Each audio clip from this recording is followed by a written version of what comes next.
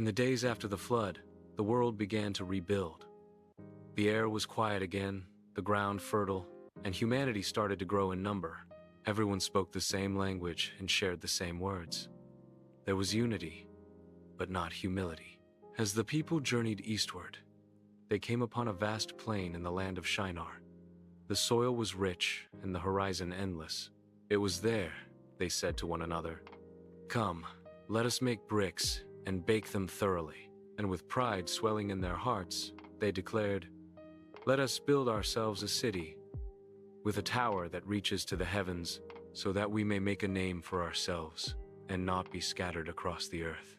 Their ambition was bold, but their motives were poisoned. They desired greatness without gratitude, progress without purpose, and a name without God. They were united, yes, but in rebellion. Day after day, the sound of hammers and chisels echoed through the valley. The tower rose higher and higher, its shadow stretching across the plains. The people looked upon their creation with pride. They admired their power, their craftsmanship, their progress. The higher they climbed, the smaller their need for God became. Worship turned into work. Faith turned into arrogance. But in heaven, the Lord looked down and saw what was being built. He saw the hearts of men, swollen with pride and blind to truth. And God said, "If as one people speaking the same language they have begun to do this, then nothing they plan will be impossible for them." Yet God's concern wasn't fear, it was love. He knew that pride unrestrained would lead to destruction. So, in His mercy, He decided to humble them not with a flood this time, but with confusion. As morning broke, workers climbed the tower as they always had. But when they called for a brick, no one understood. When they shouted for mortar, they heard only strange sounds. Voices that once worked in harmony now collided like noise in a storm. Confusion swept through the city like a wave. Orders became arguments. Cooperation turned to chaos. Panic spread. The great tower that symbolized their power became the stage for their downfall. The laughter and singing that once filled the air were replaced by frustration and shouting. The higher they tried to climb, the more they fell apart. Eventually, the work stopped. The people dropped their tools, unable to continue.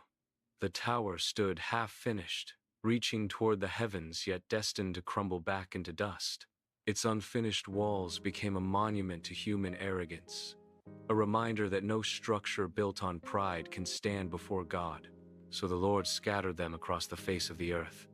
Families, once united by language, now spoke words that sounded foreign even to their own kin. Groups wandered in every direction, forming new nations, new tongues, new beginnings. And the place was called Babel, because there the Lord confused the language of all the earth. From that day, humanity learned a lesson carved into history. Unity without God becomes chaos, and ambition without humility becomes ruin. The people wanted to climb to heaven on their own, but they forgot that heaven was never something man could build toward. It was always something God would bring down through grace. The Tower of Babel stands as a warning and a mirror. It shows us that we can build cities, careers, and kingdoms. But if God is not the foundation, the structure will fall. Yet it also whispers a promise. When we build with humility, when we seek His name instead of our own, what we build will last forever. So as you listen to this story, ask yourself, what towers am I building? Are they for my glory or for God's? Because only what's built in obedience will stand when the storms come. The Tower of Babel reminds us of this truth. True unity doesn't begin with human ambition. It begins with surrender. And true greatness isn't measured by height, it's measured by faithfulness.